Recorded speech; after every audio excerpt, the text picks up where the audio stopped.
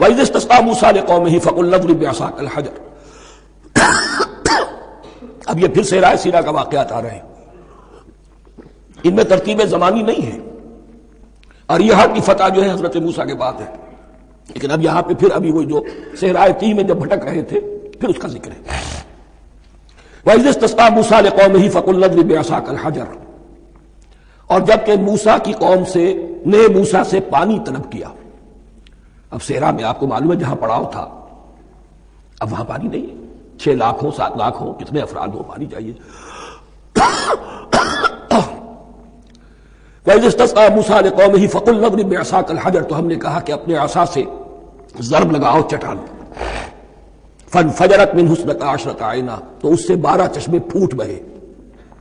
فجر کہتے ہیں کسی شے کے پھٹ کر کوئی چیز برآمد ہو۔ فجر جو ہوتی ہے، فجر کا وقت رات کی تاریکی کا پردہ چاک ہوتا ہے اور سپیدہ سحر نمودار ہوتا ہے۔ فَانْفَجَرَتْ مِنْهُ اثْنَتَا عَشْرَةَ عَيْنًا، تو 12 چشمے پھوٹ بہے۔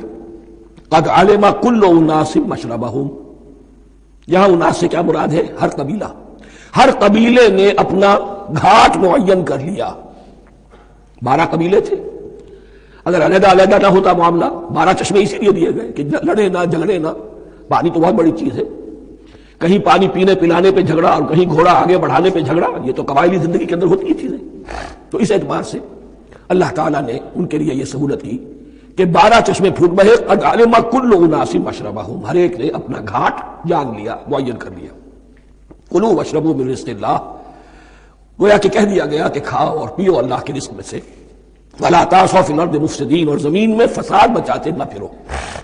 کھانے پینے کے لیے پانی بھی ادھر آ گیا، کھانے کے لیے من و سلوہ آ گیا۔ اب دیکھیں ان کی ناشکری۔ وَإِذْ قُلْتُمْ يَا مُوسَىٰ لَن نَّصْبِرَ عَلَىٰ طَعَامٍ وَاحِدٍ، یاد کرو جب کہ تم نے کہا تھا اے موسیٰ ہم ایک کھانے پر تو صبر نہیں کر سکتے، کھا کھا کے بکھتا گئے ہیں من و سلوہ۔ فَادْعُ لَنَا رَبَّكَ، تو ذرا اپنے رب سے دعا کرو، پکارو ہمارے لیے اپنے رب کو۔ یخرج لنا، وہ نکالے ہمارے لیے، مما تنبت الارض، زمین کی رویدگی اور پیداوار میں سے، نباتات ارضی میں سے، من بقلہا، اس کی ترکاریاں، وقثائہا، اور ککڑیاں، کھیرے اور ککڑیاں، ان سب کے لیے یہ لفظ ہے۔ وفومہا، ایک ترجمہ گیہوں کیا گیا ہے لیکن میرے نزدیک زیادہ صحیح ترجمہ ہے لہسن، اور سرائے کی زبان میں بھی، اور ممکن ہے کہ سندھی میں بھی ہو، تھوم کہتے ہیں لہسن کو، یہ فوم کی بدلی ہوئی شکل ہے، اس لیے کہ یہی علاقہ ہے جس میں عرب آئے تھے، تو عربوں کی زبان کے بہت سے الفاظ جو ہیں سرائے کی زبان میں خاص طور پر وہ بہت زیادہ، تو تھوڑی سی شکل بدل کر وہ کافی تعداد میں موجود ہے۔ وعدسہا، اور دال خاص طور پر مسور کی، وبصلہا، اور پیاز۔ اب جو چٹخارے جس سے بنتے ہیں سالن کے، ان کی زبانیں وہ چٹخارے مانگ رہی۔ ظاہر بات ہے کہ اگر وہ سلوا بھی تھا، بٹیرا ہے، اسے آگ کے اوپر ذرا سا تپایا اور کھایا، وہ ایک ہی خاص قسم کی غذا ہے جو چل رہی ہے۔ اسی طرح من جو ہے وہ ایک خاص قسم کا سیریل ان کے لیے بن گیا ہے۔ لیکن یہ جو چٹخارے ہیں یہ تو لہسن سے ہے، پیاز سے ہے، ترکاریوں سے ہے، ان تمام چیزوں سے، دال کا اپنا ایک ذائقہ ہے۔ قال تستبدلون الذی هو ادنی بالذی هو خیر، حضرت موسیٰ نے فرمایا کیا تم وہ شے بدلے میں لینا چاہتے ہو اس کے، کیا وہ شے جو کمتر ہے بدلے میں چاہتے ہو اس کے کہ جو بہتر ہے؟ من و سلوہ کہیں بہتر ہے، اللہ کی طرف سے تمہیں دیا گیا ہے، تم اس سے تمہارا جی بھر گیا ہے، اس کو ہاتھ سے دے کر چاہتے ہو کہ یہ ادنا چیزیں تمہیں ملے۔ اہبطوا مصرا، اب یہ لفظ آ گیا اہبطوا۔ اب ظاہر بات ہے یہ آسمان سے زمین پر اترنے کے لیے لفظ نہیں ہے اہبطوا، یہاں اس کا ترجمہ صحیح ہوگا سیٹل ڈاؤن سم ویئر۔ اگر زمین کی یہ چیزیں چاہیے تو کہیں سیٹل ہو جاؤ اور کاشت کرو، بیج ڈالو، آبیاری کرو، یہ ساری چیزیں تمہیں مل جائیں۔ اہبطوا مصرا، کہیں سیٹل ڈاؤن ہو جاؤ، کہیں اتر پڑو کسی بستی میں، کسی علاقے میں۔ فإن لكم ما سألتم، تمہیں مل جائے گا جو کچھ کہ تم نے مانگا۔ وضربت عليهم الذلة والمسكنة وباءوا بغضب من اللہ، اب یہ ہے ان کی وہ خباثتیں، ان کے وہ ناشکریاں، ان کی وہ معصیتیں، ان پر جو آخری حکم دیا جا رہا ہے، جو اگر آپ برا نہ مانیں تو میں عرض کروں گا آج یہود پر اتنا اپلیکیبل نہیں ہے جتنا مسلمانوں پر ہے۔ ضربت علیہم الذلۃ والمسکنۃ وباؤوا بغضب من اللہ، ذلت اور مسکنت، کم ہمتی ان پر تھوپ دی گئی۔ ضربت علیہم، it was heaped upon them، the humiliation was heaped upon them. ضربت علیہم الذلۃ والمسکنہ وباؤوا بغضب من اللہ، اور وہ اللہ کا غضب لے کر لوٹے۔ وہی امت جس کے بارے میں فرمایا وانی فضلتکم علی العالمین، اسی امت کا پھر یہ حشر ہوا۔ کیوں ہوا؟ نافرمانی۔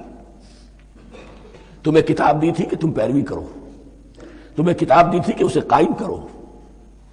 وَلَوْ أَنَّ أَهْلَ الْكِتَابِ أَقَامُوا التَّوْرَاةَ وَالْإِنْجِيلَ وَمَا أُنزِلَ إِلَيْهِم مِّن رَّبِّهِمْ لَأَكَلُوا مِن فَوْقِهِمْ وَمِن تَحْتِ أَرْجُلِهِمْ، اگر یہ تورات اور انجیل کو قائم کرتے، نافذ کرتے، تو نعمتیں زمین بھی اگلتی، ان کے قدموں کے نیچے سے نعمتیں جو ہیں وہ پھوٹتی، اور ان کے سروں کے اوپر سے بھی بارش ہوتی نعمتوں کی۔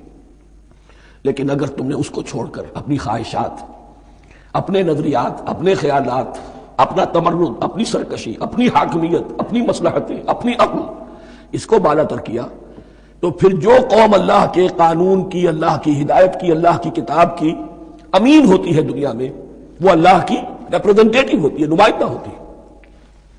اگر وہ اپنے عمل سے مس ریپرزینٹ کرے اللہ کو، تو وہ کافروں سے بڑھ کر مغضوب اور کافروں سے بڑھ کر مبغوض ہو جاتی ہے، مغضوب بھی مبغوض بھی۔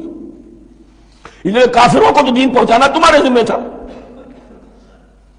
تم نے دین ان کو کیا پہنچانا تھا، تم تو خود دین سے منحرف ہو گئے۔ آج اس جگہ پر امت مسلمہ کھڑی ہے کہ 1.25 بلین یا 1.5 بلین، 125 کروڑ عزت نام کی شے نہیں ہے، کہ عزت نام تھا جس کا گئی تیمور کے گھر سے۔ سارے معاملات دنیا کے G7 G15 کے ہاتھ میں ہیں، سیکورٹی کونسل اس کے پرماننٹ ممبر کا ویٹو ہے، اور نہ سیکورٹی کونسل میں اور نہ کہیں کسی G7 میں، نہ G9 میں، نہ G15 میں کوئی مسلمان ملک نہیں۔ کسنمی پرست کی بھیا کیستی، ہماری اپنی پالیسیز کہیں اور طے ہوتی ہیں، ہمارے اپنے بجٹ کہیں اور بنتے ہیں، ہماری صلح اور جنگ کسی اور کے اشارے سے ہوتی ہے، یہ ریموٹ کنٹرول، یہ ذلت اور مسکنت۔ ہم کہتے ہیں ہماری شہرگ ہے کشمیر، اور جنگ کرنے کو تیار نہیں ہے۔ یہ خوف نہیں تو کیا ہے، یہ مسکنت نہیں تو کیا ہے؟ اگر اللہ پر یقین ہو اور اپنے حق پر یقین ہو، تو اگر شہر دوسرے کے قبضے میں ہے تو ہمت کرو، یا تخت یا تختہ، لیکن نہیں۔ آپ کے ریڈیو پر، ٹیلی ویژن پر خبریں آتی رہیں کہ اتنی مسلمانوں کے ساتھ یہ کر دیا، اتنی مسلمان عورتوں کی بے حرمتی کر دی، لیکن یہاں ہم بیٹھے ہوئے اپنے اپنے دھندوں میں، اپنے اپنے کاروبار میں، اپنی اپنی ملازمتوں میں، اپنے اپنے کیریئرز میں، دنیا میں کیا کچھ ہو رہا ہے۔ بہرحال اس وقت یہ جو ہے، میں نے جیسا کہ عرض کیا تھا کہ یہ ہے تاریخ بنی اسرائیل کی، لیکن خوشترا باشد کے سر دل براں گفت آیت در حدیث دیگراں، یہ ہمارا نقشہ ہے آج اس آیت میں۔ ضربت علیہم الذلۃ والمسکنۃ وباؤوا بغضب من اللہ، اور یہ کیوں؟ ذالک بانہم کانوا یکفرون بآیات اللہ، یہ اس لیے کہ وہ اللہ کی آیات کا انکار کرتے رہے۔ ویقتلون النبیین بغیر الحق، اللہ کے نبیوں کو ناحق قتل کرتے رہے۔ ہمارے ہاں بھی مجددین امت میں سے کتنے ہیں جو جیلوں میں ڈالے گئے، جن کو ایسی ایسی مار پڑی ہے کہ کہا جاتا ہے کہ ہاتھی کو بھی وہ مار پڑتی تو برداشت کر۔ احمد ابن حنبل کے ساتھ کیا ہوا؟ ابو حنیفہ جیل میں انتقال کیا،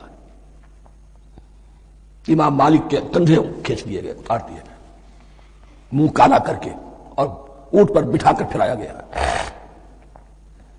امام دار الہجرہ شیخ احمد سرہندی جیل میں رہے،